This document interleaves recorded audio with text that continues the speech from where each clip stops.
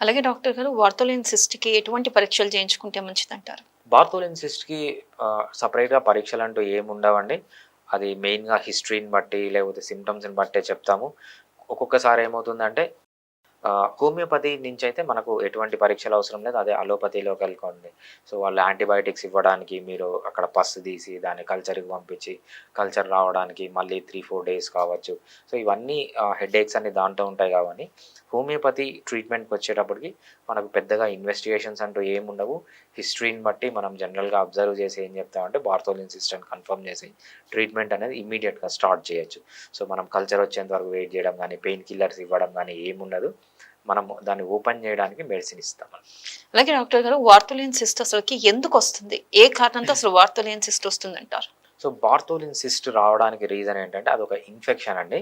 so, మెయిన్‌గా మనం చెప్పుకునేదేంటంటే Bartholin cyst అనేది